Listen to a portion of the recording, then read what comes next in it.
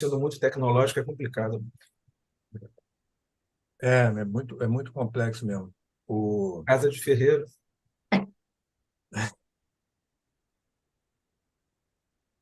Todo mundo tem que ter um TI para chamar de seu, né? tem que ter.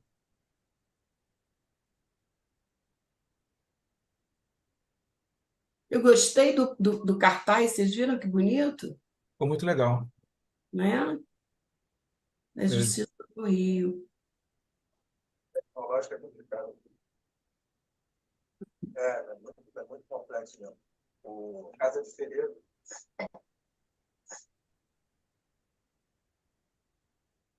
Todo mundo tem que ter um TI para chamar de seu. Tem alguma coisa aberta aí? Está com ele aberto, Zé? O YouTube? Estou tentando aqui. Mas tira o som. Tá. Doutora Ana Amélia, muito bom dia, estamos ao vivo. Obrigada, Renato. Bom dia aos nossos ouvintes da TV IAB. Mais uma vez, nossa comissão está aqui para compartilhar conhecimento com vocês. Eu dou as boas-vindas a vocês, ao nosso convidado, em nome do nosso presidente Sidney Sanches, que está com uma agenda internacional a cumprir, e já deixa desde logo os seus cumprimentos ao nosso convidado, o desembargador César Cury. Né? Como vocês sabem, a TV IAB ela tem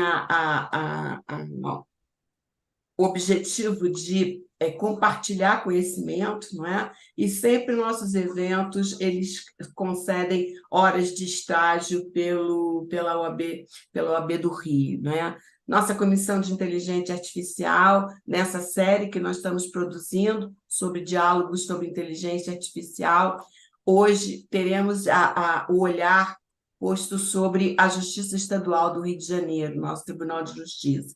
E para isso nós recebemos e agradecemos desde logo a sua presença e aqui no nosso evento é o desembargador César Cury, que é doutor em Direito e também diretor da Escola de Mediação do TJRJ. Zé Luiz, eu passo a palavra a você e depois você, por favor, vamos ouvir o nosso palestrante.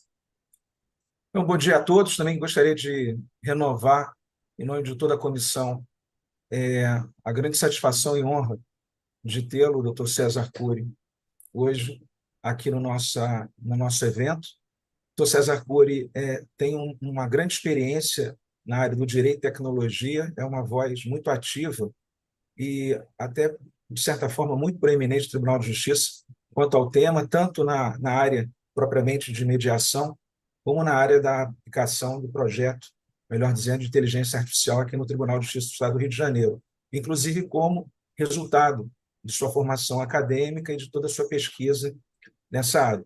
Então, gostaria de, além de agradecer, dar as boas-vindas e passar a palavra ao senhor para que o senhor faça a sua palestra. Muito obrigado.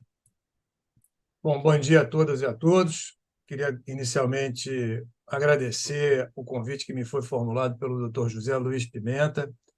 Fico muito honrado de estar presente aqui na TV IAB e participar dessa série de exposições, parabenizando o presidente Sidney Sanches e a doutora Ana Amélia por essa iniciativa. Eu sou um espectador assíduo dos programas da TV IAB e, nesse sentido, queria fazer um registro aqui muito especial ao programa em que foi apresentada a teoria crítica do direito pelo professor Luiz Fernando Coelho, de quem eu sou um admirador há muitas décadas, desde do meu início de jornada acadêmica, ainda na graduação. Acompanho o trabalho do professor Luiz Fernando Coelho e fez uma exposição excepcional. Eu sugiro fortemente que todas as pessoas que tiverem oportunidade assistam o programa. Está gravado lá no canal do YouTube da TV IAB. Realmente foi um programa à altura do conhecimento do professor Luiz Fernando.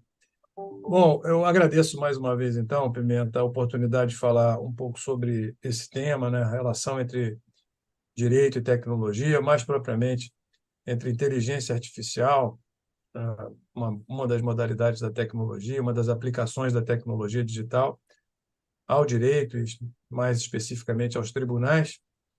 E, sim, esse foi um tema que eu acabei me envolvendo diretamente, foi objeto de um estudo profundo que eu ainda desenvolvo até hoje, né? A relação entre direito e tecnologia, quer dizer, as condições de possibilidade de associação entre as diferentes linguagens, né? Entre as diferentes realidades jurídica e tecnológica, e, e, e quais são os resultados dessa associação.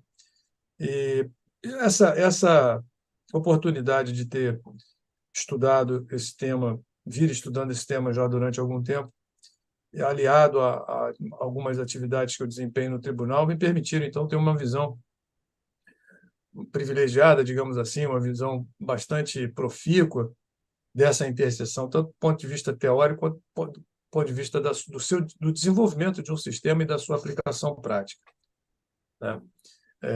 Eu queria, então, fazer uma breve contextualização, apenas para situar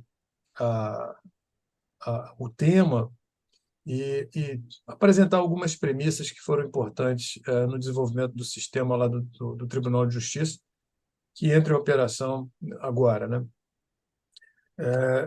Nós sabemos aí das grandes dificuldades do trabalho dos tribunais no que diz respeito a enfrentar essa quantidade avassaladora, diversidade avassaladora de demandas, né? Quer dizer, nós vivemos numa sociedade hipercomplexa, em que as demandas sociais são pulverizadas, né? E ramificadas demais, e nós não temos uma instância, digamos assim, social, na esfera pública das relações sociais, apta, suficiente para prevenir, tratar e resolver os conflitos que surgem no dia a dia, tanto nas relações interpessoais entre os cidadãos, entre as pessoas no seu dia a dia, no seu cotidiano, e entre as pessoas e as empresas privadas, empresas públicas e o Estado de um modo geral. Então, esses conflitos acabam por fatores que não convém tratar neste momento, mas acabam sendo direcionadas inteiramente para os tribunais, e a gente, então, tem uma conta que não fecha. Nós temos demandas demais, e por mais que a gente aumente a produtividade, a curva de processos continua a subir, e a gente atende as pessoas que realmente precisam, mas dividimos isso com muitos outros casos que não precisariam estar propriamente nos tribunais, não precisariam ser tratados nos tribunais. Então, diante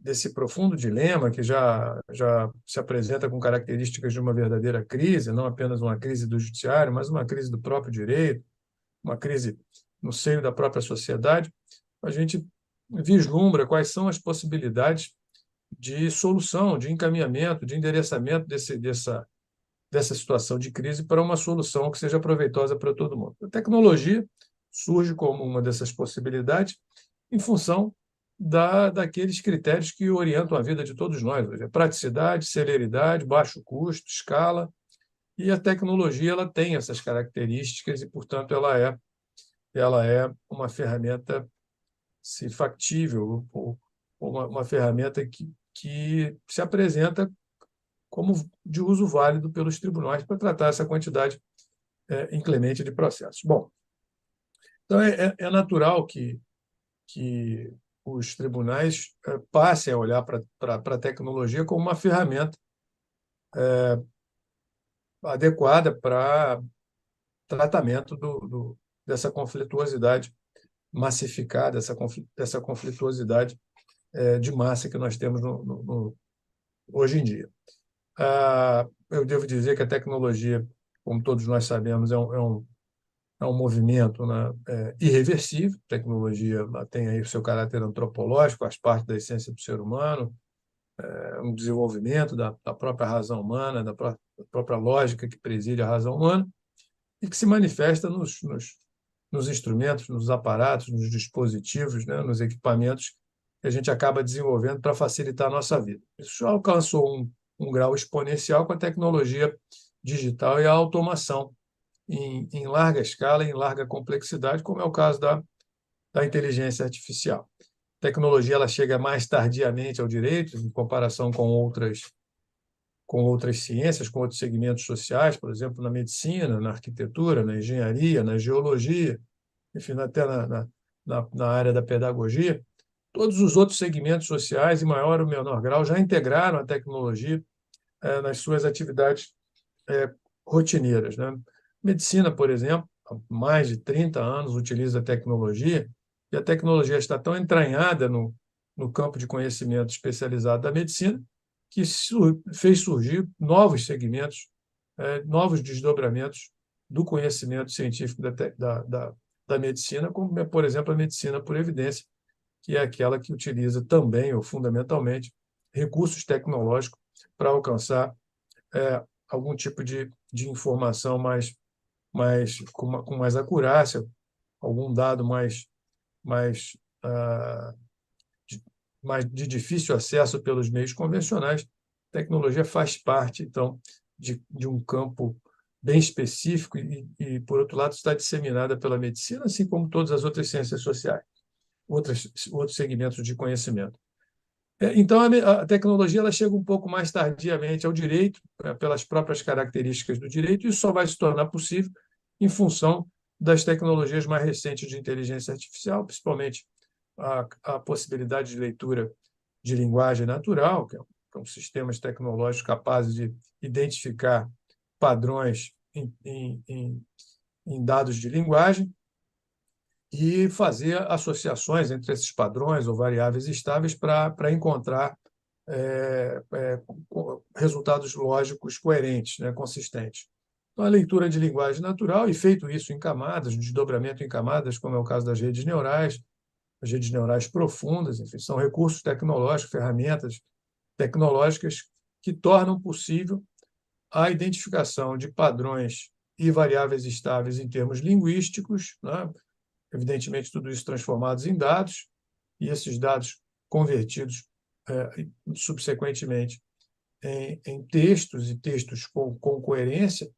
A gente tem que entender que isso não é propriamente uma sabedoria da máquina, não é uma consciência da máquina, mas apenas uma aguçada capacidade de programação e uma enormidade de dados, né, um lago de dados, um banco de dados enorme, permitindo, então, uma capacidade de associação absolutamente exponencial. E, com isso, extrair desses dados alguma consistência, alguma coerência, no mais alto nível agora com o chat GPT, que a gente vê ser capaz de elaborar textos até com complexidade de modo absolutamente coerente, ainda que, de vez ou outra, a gente tenha alguma extrapolação aí, né, da máquina com alguns erros evidentes.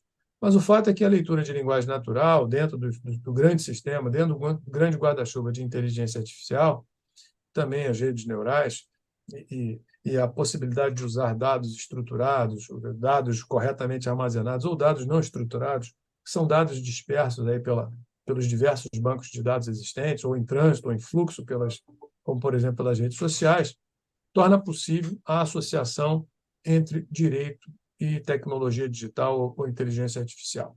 Então, de novo, a possibilidade de leitura de linguagem natural e acumulação de grandes volumes de dados torna possível a leitura de linguagem natural em conteúdos jurídicos, em processos propriamente dito, ou em obras acadêmicas,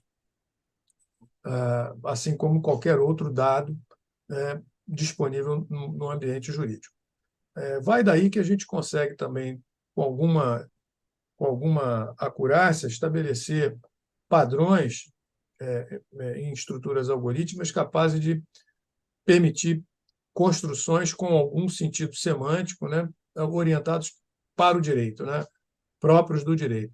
Quase que uma dogmática jurídica, né, digamos assim, feita não por obra da consciência ou da inteligência humana, mas por obra de uma enorme capacidade de associação desses dados.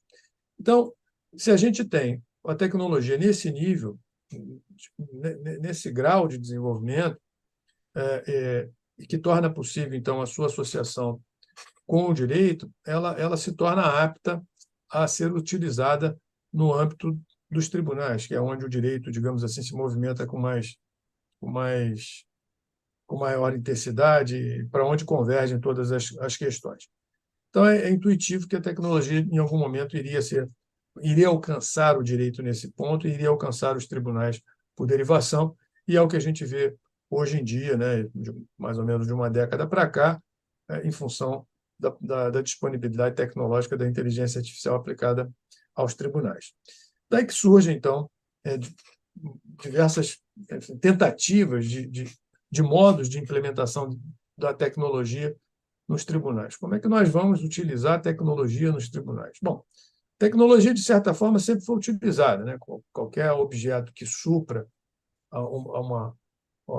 uma atividade humana ou que realize uma atividade impossível para o ser humano ou realize de uma melhor forma, como é o caso de uma máquina de escrever, uma caneta, um computador que a gente possa fazer uma digitação, onde a gente possa arquivar um dado, isso tudo é tecnologia. A grande diferença é a inteligência artificial, que é o alto grau de associação e de automação de rotinas, né? Identificando, através desse enorme banco de dados, padrões que nós, a olho nu, não conseguiríamos estabelecer. Então, essa é a grande diferença. E a tecnologia da inteligência artificial, a gente pode acreditar aí que tem há mais ou menos uns 6, 7, 8 ou 10 anos extrapolando de utilização nos tribunais. Mas a gente ainda não construiu um modo de implementação, digamos assim, que possa ser universal. Várias iniciativas foram feitas, quer dizer, ora concentrado no Conselho Nacional de Justiça, a partir de lá tentar definir programas que sejam universais para todos os tribunais, ora delegando aos tribunais a possibilidade de desenvolver sistemas próprios, ora permitindo ou até incentivando que os tribunais estabeleçam relações com outras entidades especializadas em tecnologia para desenvolver em parceria sistemas que possam ser utilizados por todo o judiciário.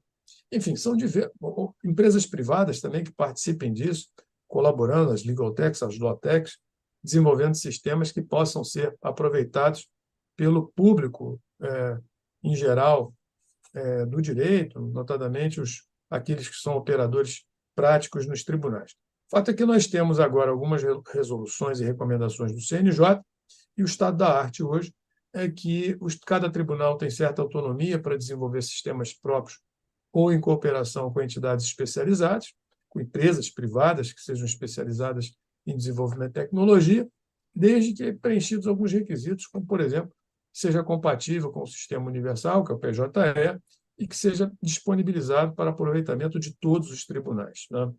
Baseado naqueles predicados que todos nós reconhecemos como válidos, como não opacidade, transparência, acessibilidade, participação, democratização, enfim, uma série de conteúdos éticos, uma série de requisitos que são indispensáveis para que uma tecnologia opere no campo do direito o mais democraticamente possível, né?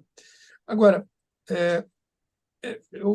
neste ponto, eu gostaria de fazer aqui algumas observações, já no segundo momento dessa exposição. Eu gostaria de fazer algumas considerações a respeito das características propriamente, tanto do direito quanto da tecnologia, né? A gente já viu que o que torna possível a relação entre direito e tecnologia é a capacidade da tecnologia de realizar leitura de linguagem natural, isso dentro de uma série de subsistemas da inteligência artificial, como a leitura de linguagem natural e as redes neurais profundas, enfim, uma série de outras técnicas, com um banco de dados enorme, estruturado ou não estruturado, e a possibilidade de encontrar padrões estáveis e variáveis estáveis nesse enorme banco de dados, né? Sim, então, isso é o que torna possível. Mas como é que eu pego um dado da realidade, um dado jurídico, qualquer um fato jurídico, um evento jurídico, e transformo isso num dado algorítmico, num bit, numa informação tecnológica? Como é que se dá esse processo? Como é que eu pego, por exemplo, uma lei, uma norma, um texto que representam um fato da vida e transformam isso num dado. Como é que é esse processo, né? Qual é o mecanismo que possibilita eu pegar, por exemplo, casamento, é uma expressão, e colocar essa palavra casamento dentro de um sistema tecnológico, de modo que essa palavra, depois associada a milhões de outras palavras também convertidas em dados, possam resultar numa construção que seja racionalmente válida. Como é que é esse processo, né? Então, essa é uma questão que a gente precisa se fazer, porque isso vai dizer diretamente respeito às características da tecnologia, não característica de um dispositivo tecnológico, de um computador, de um sistema, mas características essenciais da própria tecnologia enquanto tecnologia. Então, a forma como a tecnologia acessa dados que estão em bancos de dados é uma forma muito, muito interessante e que a gente precisa conhecer. E aí, nesse caso, ela tem um certo paralelismo com o direito, né? O direito encontra um fato ou um evento social que seja socialmente relevante e faz uma abstração desse fato e transforma esse fato numa norma genérica e abstrata. Então, por exemplo, você tem um homicídio. O fato de alguém matar alguém é socialmente relevante, então o legislador encontra esse fenômeno, esse evento, esse fato, esse comportamento no mundo real, extrai isso, coloca isso em termos conceituais, registrado em apenas 2 palavras, matar alguém, e faz uma atribuição de sanção, né? Estabelece uma conduta, faz uma atribuição de sanção a qualquer um que pratique esse tipo de comportamento. Então, essa abstração de um fato social, qualquer deles, com essa mesma natureza, com essas características, ou seja, um homicídio, por exemplo, ou um furto, ou um roubo, ou um contrato de locação, ou um casamento, qualquer fato ou evento jurídico, um nascimento, o que for, é transformado, é abstraído de uma realidade social em que isso efetivamente ocorre e transformado num texto genérico, abstrato, genérico no sentido de que não está dizendo de respeito a nenhum fato específico, é abstrato, porque vale para qualquer um, né? Reveste isso de uma imputabilidade, de uma imputação, de uma atribuição, e, portanto, dá contornos de juridicidade a esse fenômeno, a esse fato, né? Então, essa abstração da realidade, tirando alguns elementos da realidade, transformando em conceito, é mais ou menos a mesma coisa que a tecnologia faz. A tecnologia vai na realidade social, vai no seu banco de dados, extrai um dado, coloca esse dado, né, no interior de um sistema, numa estrutura algorítmica, que é uma estrutura de linguagem apenas formal, como um dado, digamos assim, abstrato, descontextualizado, ahistórico, sem nenhum contato com nenhum fenômeno real. É um dado que sai dali, da realidade, e se transforma num conceito abstrato. E que só vai ter sentido uma vez que ele seja associado a muitos outros dados e forme um resultado coerente. Então, esse é o mecanismo, assim, muito superficialmente, muito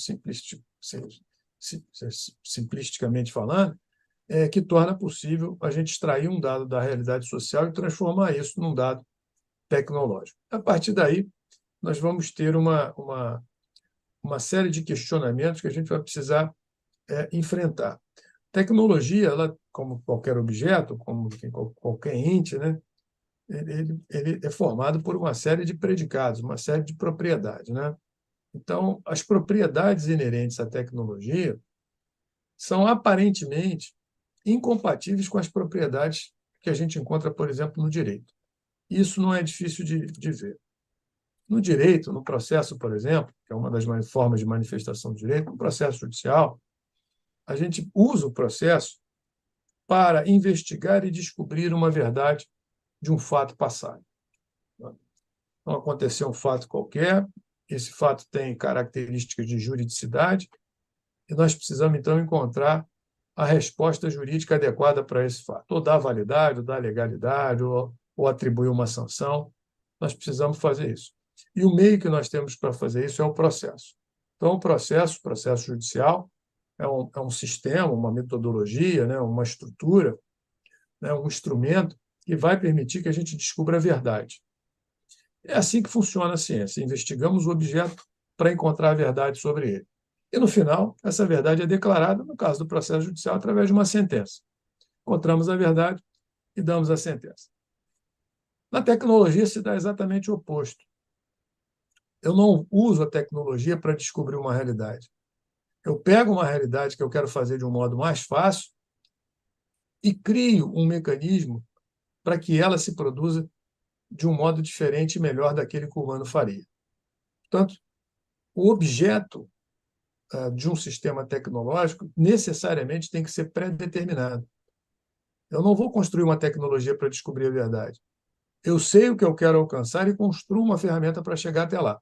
Então, nesse sentido, metodologicamente, a tecnologia é o inverso de um sistema jurídico, de um processo, por exemplo. Na tecnologia, eu sei antes o que eu quero fazer. No direito, o processo é para eu descobrir o que tem por ali. Então, metodologicamente, nós temos uma inversão de perspectivas. No processo, eu parto do processo para descobrir uma verdade. Na tecnologia, eu sei o que eu quero e construo uma ferramenta para chegar lá de um modo mais fácil. A grande questão é que a inteligência artificial, pela enorme capacidade de lidar com dados através de padrões, ou seja, encontrar semelhanças ou identidades entre esses dados, e, a partir dali, apresentar resultados, é que ela nos permite descobrir algo que nós não poderíamos conhecer com a nossa própria razão, em função dos limites biológicos e psicológicos que nós temos. Nós não conseguimos processar uma enormidade de dados ao mesmo tempo para encontrar padrões ou variáveis bem estáveis entre eles. Então, a grande diferença está aí. A tecnologia ela é capaz de encontrar em muitos dados padrões e, uma vez associados esses padrões, encontrar informações, produzir informações que passam a ser novas. Então, nesse sentido, a tecnologia descobre dados novos, elementos novos, informações novas que nós, enquanto humanos, não temos capacidade de realizar. Mas muitos desses dados que a tecnologia nos apresenta não são dados que nós estávamos procurando propriamente dito. Né? Então, se nós queremos saber quantos processos estão em tramitação no Tribunal de Justiça do Rio de Janeiro relativamente à ação de despejo, a tecnologia vai pegar lá e vai olhar. E despejo, processo, Tribunal de Justiça do Rio de Janeiro, e vai dar um resultado. Por derivação, eu posso querer saber quantos desses processos são entre empresas, e ela vai me dar esse resultado. Ou quantos são entre pessoas físicas, e ela vai me dar esse resultado. Ou vai me segmentar, por exemplo, por localidade ou por valor, enfim. Mas essa informação prévia do que eu quero saber, eu tenho que atribuir ao computador, porque senão ele não vai descobrir sozinho. Se eu pedir uma estatística sobre os locais onde os processos se iniciam, ele não vai me dar, por exemplo, se cada pessoa que está ali dentro tem cabelo comprido ou cabelo curto, porque não foi essa a informação que eu pedi. Então, o computador não vai me dar. Então, eu preciso saber perguntar. E, para saber perguntar, eu preciso saber o que eu quero. Então, metodologicamente, a tecnologia tem essa peculiaridade. Então, todo sistema tecnológico parte de um resultado querido, pré-concebido. Eu sei o que eu quero buscar com a tecnologia que eu vou construir. Então, essa é a primeira característica, essa é a primeira propriedade da tecnologia. A segunda propriedade importante da tecnologia é que ela é sempre substitutiva. Uma vez que a tecnologia é posta, não há ingerência do ser humano mais, a não ser naquilo que a própria tecnologia permite que o ser humano faça. Nós aqui, por exemplo, estamos tecnologicamente mediados por um sistema e nós não podemos fazer qualquer coisa nesse sistema. Só podemos fazer nesse sistema o que ele nos permite que nós façamos. Eu não posso usar o sistema de qualquer jeito. Eu só posso cumprir as funções que o sistema me permite. Portanto, a tecnologia ela é substitutiva e, nesse sentido, ela tem uma normatividade. Ela é que diz o que eu posso fazer e o que eu não posso. Então, ela não apenas me substitui na execução, na função, como ela me substitui na vontade.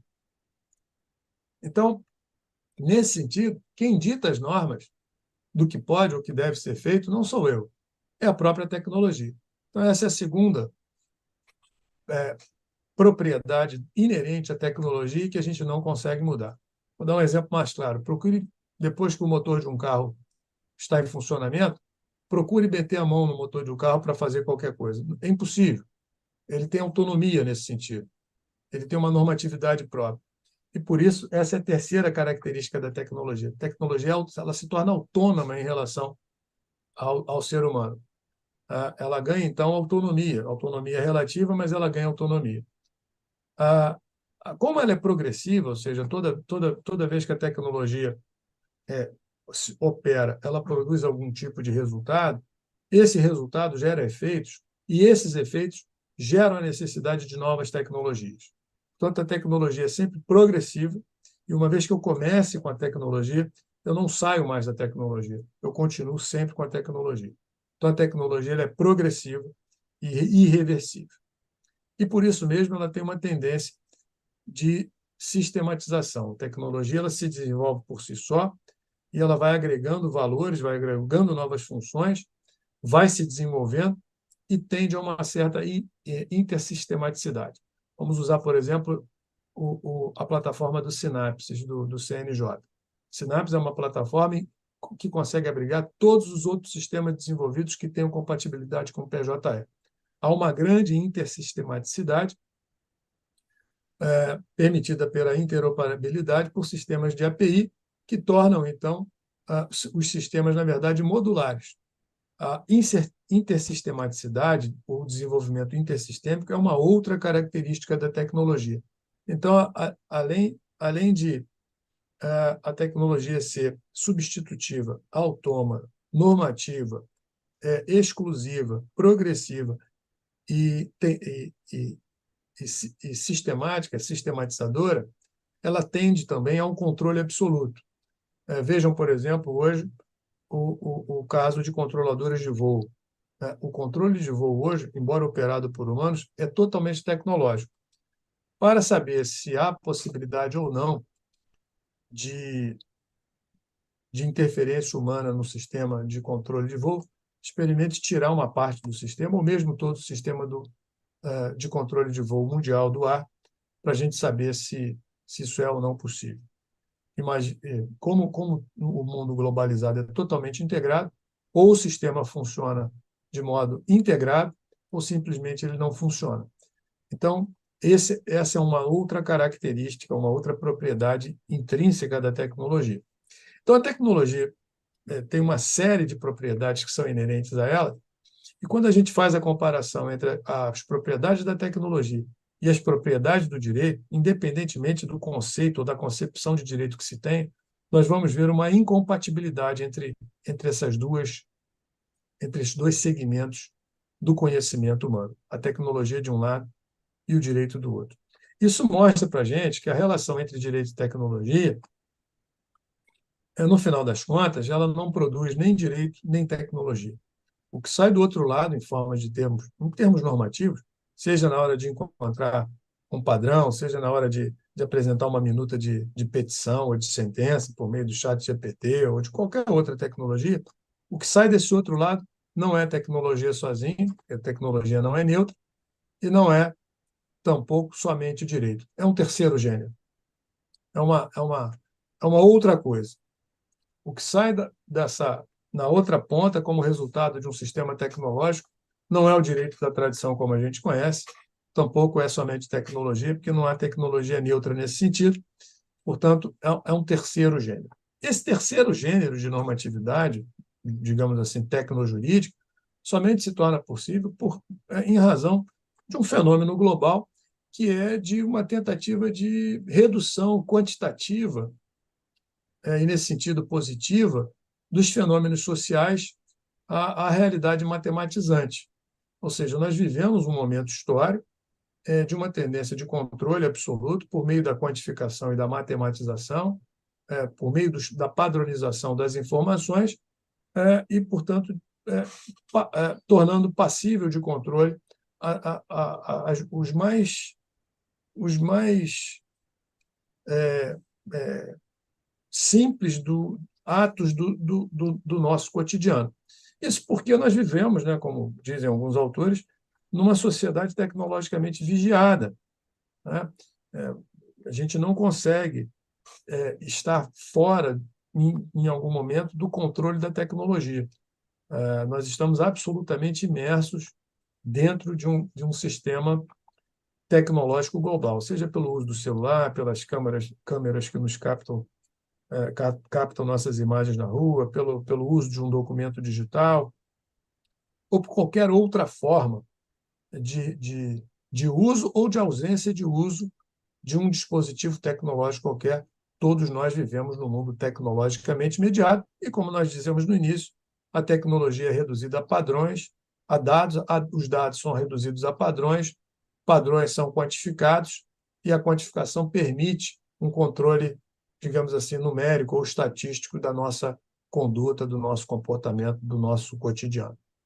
No direito não vai ser diferente. Nós tendemos para um direito absolutamente controlado e padronizado, o que, no final das contas, gera a perspectiva de um grande problema, que, em alguma medida, isso vai na contramão da liberdade, da inventividade, da criatividade individuais e coletivas, em favor de um modo padronizado, controlado, direcionado da vida por meio de controles tecnológicos. Então, essa relação entre direito e tecnologia precisa ser muito bem estudada, precisa ser muito bem conhecida, para a gente evitar efeitos colaterais não antecipados, não desejados, e que possam, em alguma medida, se tornar irreversíveis. Agora, já encaminhando aqui para fechar aqui minha exposição, eu queria falar rapidamente sobre o sistema tecnológico desenvolvido no tribunal.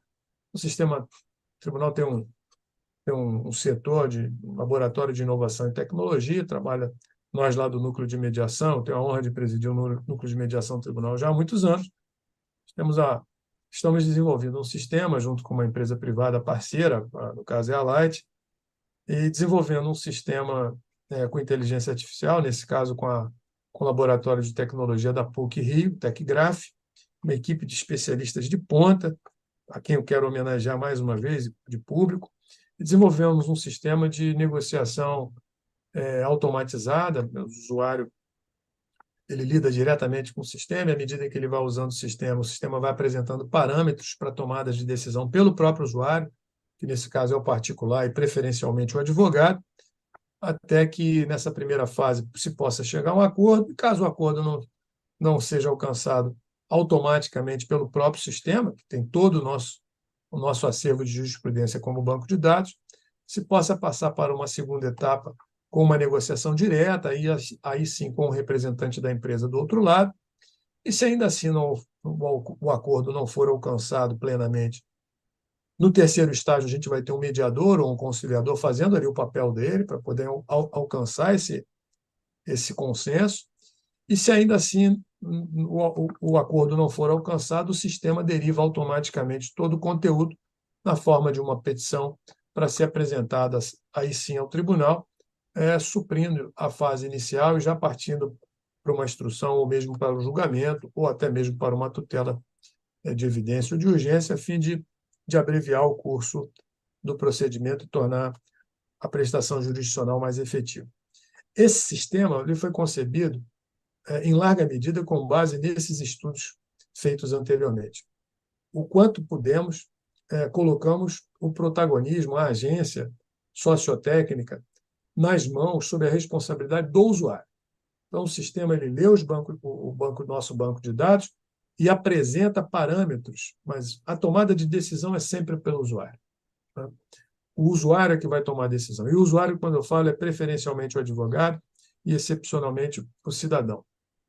A gente sabe que, nas causas até 40 salários mínimos, o indivíduo pode ir ao juizado especial, ele pode ir ao judiciário, independentemente da assistência do advogado, mas a gente recomenda que ele esteja sempre atendido por advogado. O advogado tem um privilégio no uso do sistema por isso, de modo que essa responsividade do sistema esteja sempre atrelado à vontade do usuário, a fim de que ele alcance da melhor forma o melhor resultado possível numa equação ética que valha para ambas as partes. Esse sistema ele terminou a primeira etapa, ele já está pronto para ser implementado, deve ser implementado, se não este ano, certamente no início do próximo ano. Nós já contratamos a segunda etapa, esse sistema tem uma série de desdobramentos, mas, de novo, ele está sempre pautado pelas propriedades da tecnologia, de modo que elas se tornem, que o desenvolvimento do sistema se torne compatível com as nossas exigências éticas, ou seja, acessibilidade, transparência, agência, controle pelo usuário e resultados sempre supervisionados. Nesse sentido, existe uma comissão temática paritária que supervisiona o procedimento do sistema e os seus resultados, de modo a fazer as correções que, porventura, se tornarem necessárias. Então, assim, muito rapidamente, eu até me alonguei mais do que eu gostaria, muito rapidamente eu quis apresentar aqui em 3 tempos. Primeiro, as condições de possibilidade da relação da associação entre direito e tecnologia.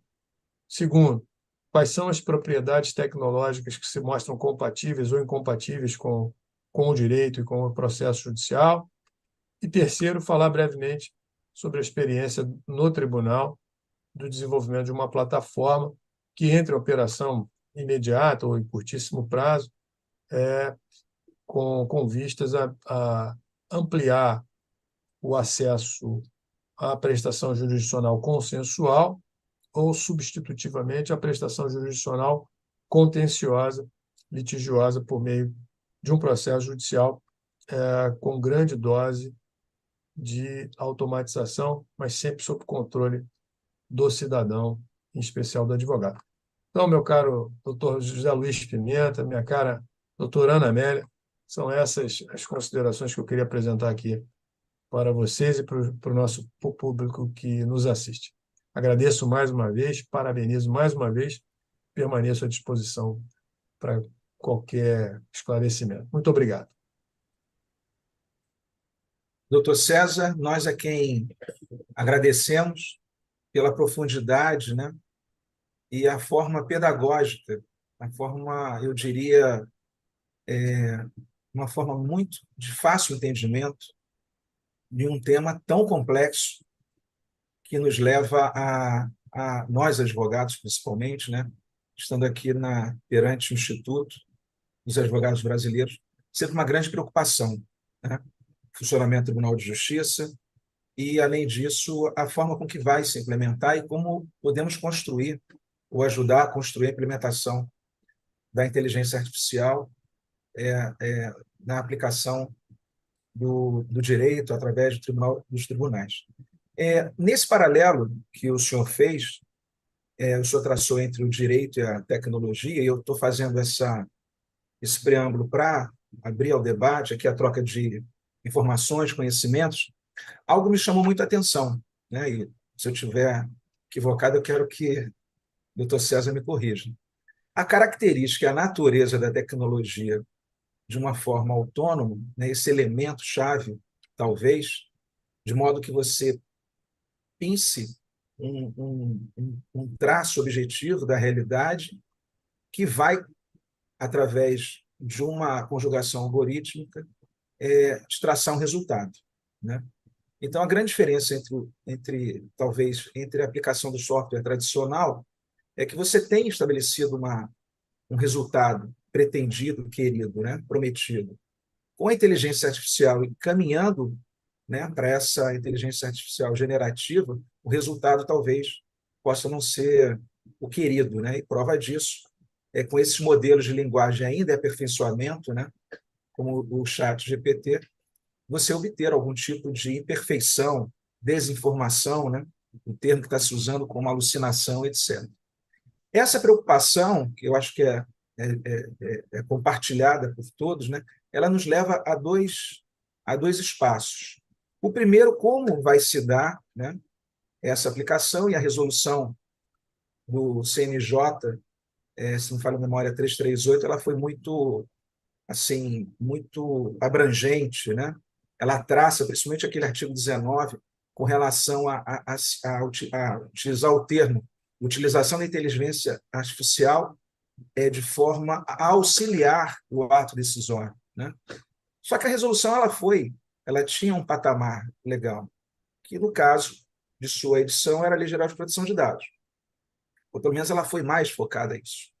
Hoje nós temos um projeto de lei, né? E esse projeto de lei 2338, né, que está tramitando no Senado, ela vai estabelecer a aplicação em todos os segmentos. O que nos interessa aqui, obviamente, é o judicial, é como o direito vai ser, vamos dizer assim, vai ser ter esse pano de fundo da aplicação. E o artigo 5º, né, pelo menos na primeira minuta, ele estabelece lá o que envolve a informação. Eu, enquanto usuário, teria que ter uma prévia informação quanto ao uso, né, da inteligência artificial.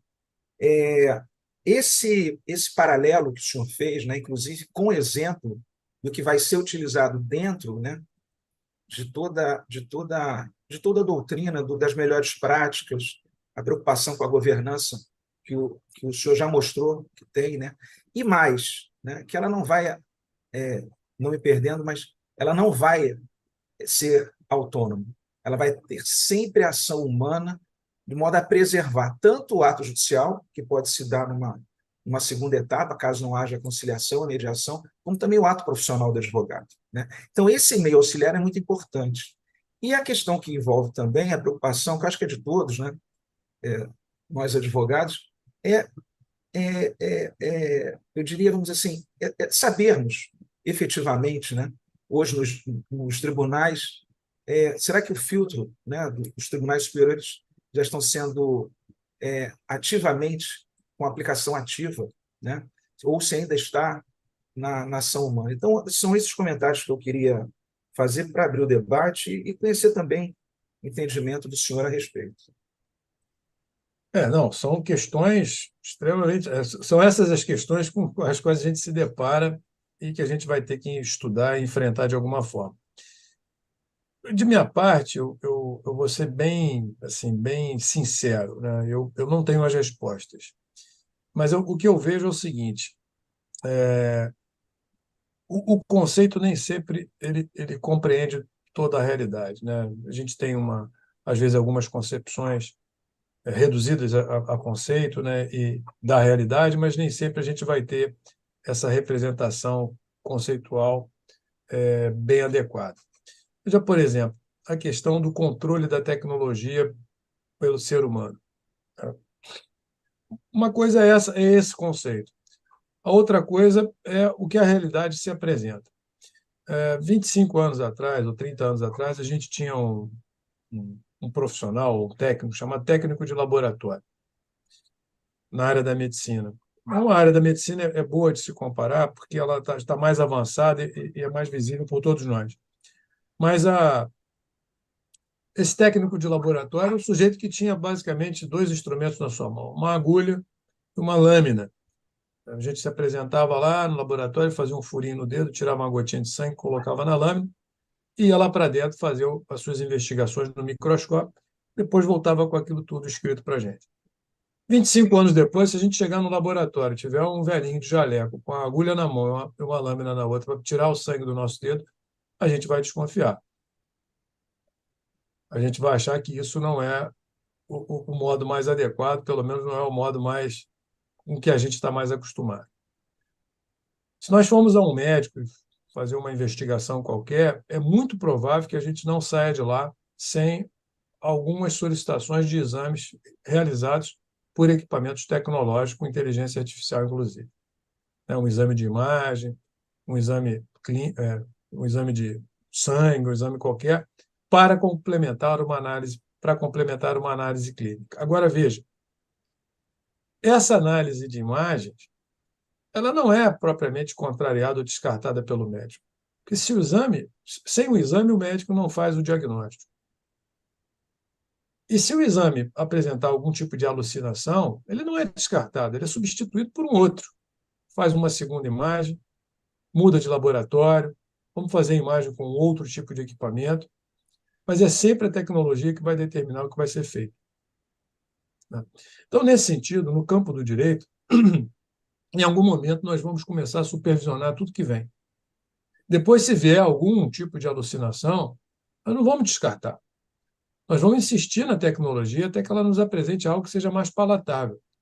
E essa diferença entre o que é absolutamente palatável e o que está levemente estranho, se nós não tivermos muito cuidado, vai ser rapidamente assimilada.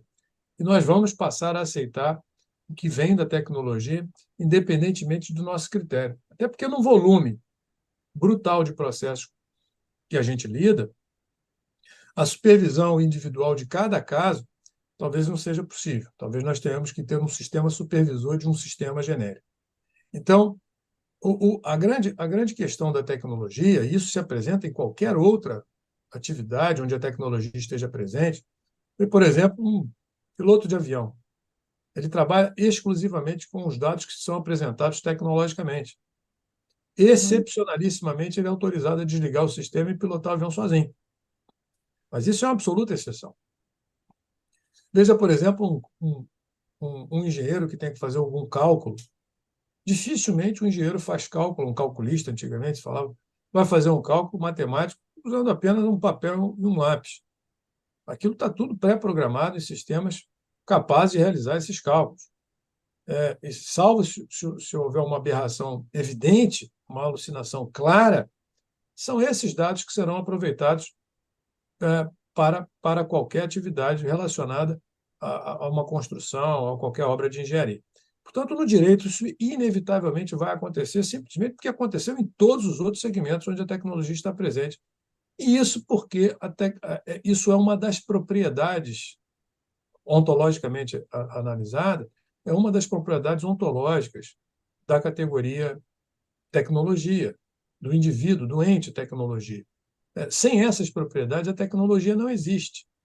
E como a gente não está disposto a abrir mão da tecnologia, nós teremos que usar a tecnologia, que, portanto, tem essas propriedades, e essas propriedades vão acabar prevalecendo. O que nós temos que fazer, e aí eu me permito, né, seguir aqui uma determinada corrente filosófica da tecnologia, que é uma construtivista, uma corrente construtivista crítica, né, que tem um autor que é o meu autor de predileção, o Andrew Finberg, né, radicado no Canadá e muito atuante ainda, que diz que o jeito de se evitar esses efeitos colaterais não antecipados, né, cujos resultados a gente não tem como prever, é ampliando a participação, a agência sociotécnica dos indivíduos que podem vir a ser afetados pelo uso da tecnologia.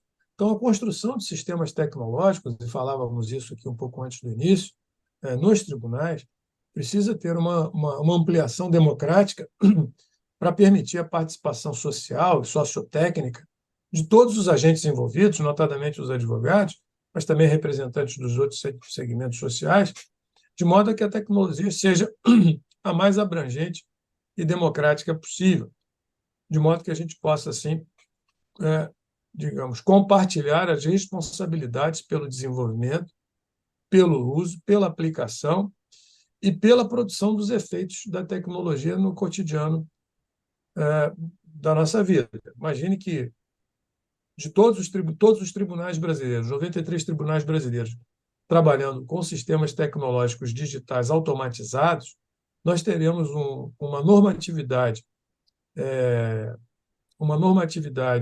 jurisdicional, uma normatividade individualizada e uma multiplicidade milionária de milhões de casos, absolutamente guiada pela tecnologia.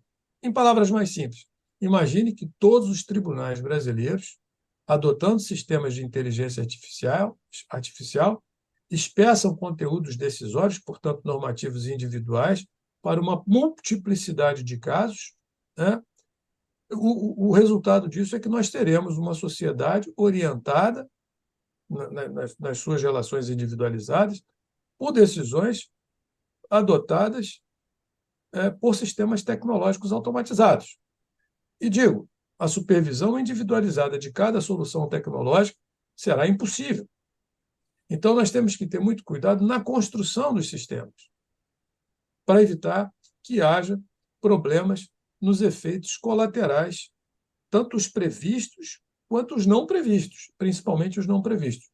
Porque a tecnologia, o próprio ChatGPT é o grande exemplo disso, ela não produz apenas aquilo que nós esperamos dela, em especial com a inteligência generativa.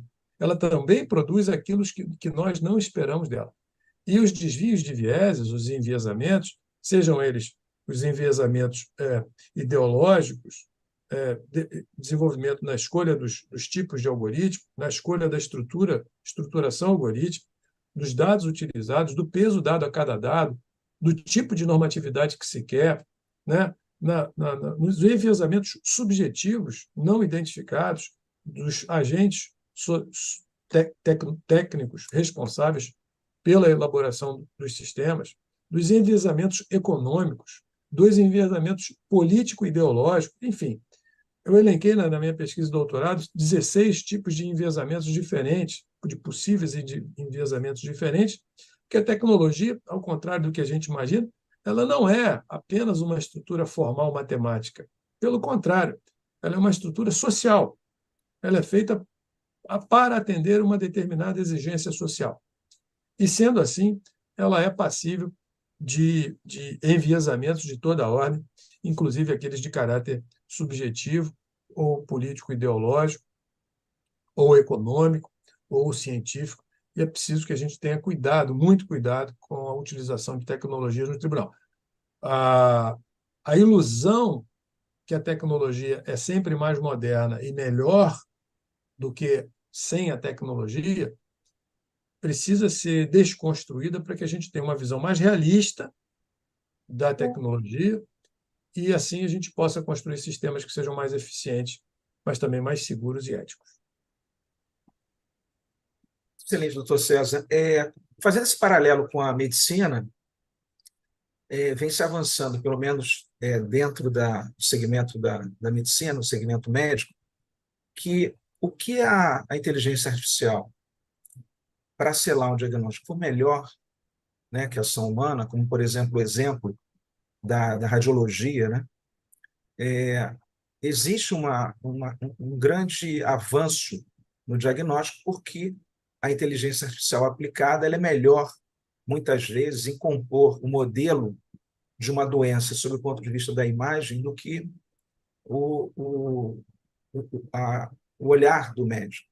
Só que lá existe também, obviamente, um todo complexo que tem que ser conjugado de forma harmônica, justamente o olhar clínico, a anamnese, etc., e outros padrões próprios das características do ser humano, né? Então, lá ficou, mas talvez esteja sendo, não mais fácil, mas pelo menos já vai se avançando com relação à aplicação não autônoma, perfeito, e de modo auxiliar, tendo uma preservação, um encaminhamento do ato em si, o ato médico em si, de dar solução, de ter um processo, de ajudar no processo decisório para o encaminhamento de uma terapia ou outra, né? E essa conjugação que o senhor colocou nos faz, muito importante, esses prós e contras, e também com relação ao patamar, né, de realidade, né? Em detrimento de opiniões aqui pessoais, há um espaço de realidade que é fato, não se tem como, né? E a conjugação disso para aplicá-la. Um outro elemento também que eu achei muito importante, sua fala, que me faz lembrar também da questão que envolve a qualidade dos dados para a construção e para a aplicação de um algoritmo, né? Nós temos na nossa realidade do judiciário, como o senhor colocou, todo o acervo depositário, né, de decisões, jurisprudência, e agora com encaminhamento, pelo menos dentro do processo civil, de você tornar mais homogêneo essas decisões, né, firmando teses de repercussão geral, etc. Isso realmente é um excelente encaminhamento, né, que nós vamos poder aproveitar com a inteligência artificial. O nosso tempo, acho que também está se esgotando. Eu vou encaminhar para a doutora Ana Amélia para, talvez, considerações finais, enfim, para que a doutora Amélia possa prosseguir com a nossa atividade de hoje. Muito obrigado, doutor César. Olá, quantos ensinamentos, desembargador. Muito obrigada. Nós, advogados, temos uma natural curiosidade acerca do entendimento e da aplicação da IA no Poder Judiciário, né? Temos certeza dos princípios que são traçados pelo CNJ, esses requisitos que o senhor comentou, que os tribunais têm liberdade de criar a sua IA, porém, seguindo aqueles requisitos que são todos colocados para compartilhamento entre todos os tribunais. Eu gostaria que o senhor nos esclarecesse a sua experiência, principalmente no seu centro de mediação, da interferência da tecnologia em conseguir resultados mais rápido. A gente queria saber como é que foi essa análise, como é que o senhor analisa esse uso da tecnologia? Perfeito. Essa é uma pergunta que vai me dar a possibilidade aqui de falar um pouquinho. A gente já fez algumas experiências, talvez a principal dela tenha sido o caso da recuperação judicial da Oi.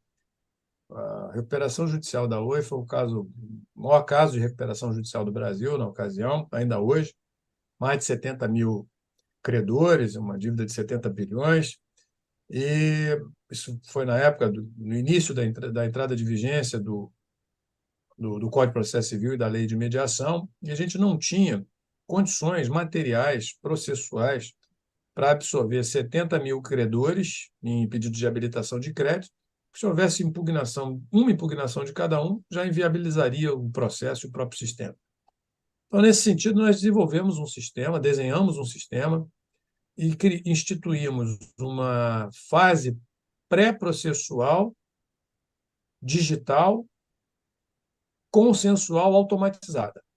Então, nós definimos quais eram os parâmetros de negociação possíveis, desenvolvemos um sistema de solução consensual automatizada, pré-processual. Isso foi implementado, dezenas de milhares de acordos foram alcançados, nenhuma impugnação, de modo que o sistema tecnológico, nesse caso, se mostrou altamente eficiente. Altamente eficiente. Então, é nesse sentido, basicamente, que eu imagino que a tecnologia possa nos ajudar, criando parâmetros simples e objetivos e eficientes para absorver, tratar objetivamente questões objetivas e proporcionar soluções efetivas em curtíssimo prazo. Hoje não é possível que a gente vá para o e-commerce, para uma plataforma eletrônica de comércio, compre alguma coisa em alguns cliques, em alguns segundos, e depois leve 4 anos para resolver um conflito que surja dessa relação. A gente tem que ter esse paralelismo. A gente está no mundo digital, o mundo digital tem que estar no sistema de solução de controvérsias também. Eu vejo o direito daqui para frente, principalmente o direito aplicado, o direito dos tribunais, como uma tendência consensualizante irreversível. Irreversível. A nossa tendência é abrir mão em elevado grau da litigiosidade, da conflituosidade em direção à colaboração, à co-construção, à solução compartilhada, ao compartilhamento, para encontrarmos soluções adequadas para as partes envolvidas. Tá? O sistema de perde-ganha, de um elimina o outro, de competição ou de concorrência excludente, está endereçado, está encaminhado para uma direção oposta de colaboração, de construção de consensos, de encontro de soluções intermédias e não excludentes, de modo a preservar a relação e a satisfação de ambos os envolvidos. Então, eu vejo o direito nessa direção. E acho que isso precisa de uma institucionalidade. Por isso, os tribunais têm hoje os núcleos de mediação, os centros judiciários de solução de conflitos consensuais, né? E nessa direção, a gente também vai poder contar com a tecnologia, que, no meu modo de entender, também vai se desenvolver para proporcionar melhores condições de se encontrar consensos nas situações cotidianas, sejam simples, sejam complexas, e os tribunais voltam a ocupar a posição tradicional de substitutividade da vontade humana, de supletividade, e não de primariedade. Ou seja, eu não preciso, para qualquer controvérsia, ir direto ao tribunal. Eu tenho que restaurar, recuperar a autonomia individual e a intersubjetividade na esfera pública como forma primária de juridicidade por meio do melhor instrumento que existe, que é o contrato. Né? O contrato é o instrumento do nosso acordo. É o contrato que nos dá liberdade. Né? O exercício da nossa liberdade individual se dá pelo contrato, que a gente pode mudar, a gente pode adaptar, a gente pode transferir. Quer dizer, pelo contrato a gente pode fazer tudo. Agora, transformar o contrato em decisão judicial é muito perigoso, porque isso engessa muito a sociedade, isso é abrir mão da capacidade de autonomia, de exercer própria capacidade de emancipação, e em larga escala e em muito tempo, isso oblitera o desenvolvimento social. A gente vai ficar com uma sociedade de pessoas com menor desenvolvimento do seu potencial do que poderia e do que deveria. Então, é nesse sentido. Esse exemplo do sistema tecnológico da Oi, para o caso da Oi, que a gente já reaplicou em outros casos, me parece bastante emblemático de como a tecnologia tem sido usada tanto no Rio de Janeiro quanto em outros tribunais. Mas o Rio de Janeiro, nesse sentido, foi pioneiro. Pois é, desembargadora, como o senhor disse, muito obrigada. Que é preciso, eu acho que os advogados também pensar o direito, né? Com essa nova interferência decisiva da tecnologia, não é verdade? E como o senhor comentou sobre a litigiosidade, né? Antigamente já se dizia que mais vale um péssimo acordo do que uma ótima demanda, né? Os advogados hoje esse é o meu recado para a advocacia, né? Desenvolver novas habilidades, quais sejam utilizar a mediação, não é? O advogado, eu acho que moderno, ele não trabalha no contencioso, ele trabalha proativamente, não reativamente, não é? Ou seja, findar essa grande litigiosidade que o brasileiro tem, né? Vou processar ele e tudo. Mas o Instituto da Mediação, eu acho que vamos dizer assim, ele pegou mais rápido que a arbitragem, né? Que levou 10 anos no Supremo para julgar a constitucionalidade de um artigo, né? Coitado do nosso desembargador Cláudio Viana, que morreu sem ver o julgamento, né? Antes de passar a palavra para o nosso querido o Pimenta, né? Eu agradeço a generosidade do senhor em compartilhar o seu conhecimento, dando parabéns também, agradecimento pela advocacia, pelo seu olhar sobre a tecnologia para o direito, né? Nós temos, claro, tanto os juízes, todos os operadores do direito, nós vemos a tecnologia, às vezes, com um pouquinho de cuidado, né? Ainda mais quando saem notícias de que uma sentença utilizou uma jurisprudência fake. Quer dizer, então nós temos alguns problemas em relação a isso, mas sabendo, claro, que esse caso que é isolado, foi descoberto por um advogado, né? Ou seja, a inteligência artificial devidamente o advogado natural, né? Toma conta da inteligência artificial e ele tomou cuidado de conferir aquilo, né? Ou seja, agradecer ao senhor mais uma vez a profundidade da sua apresentação, que nos leva a pensar. Mais uma vez, agradecidíssima. Zé Luiz, sua palavra.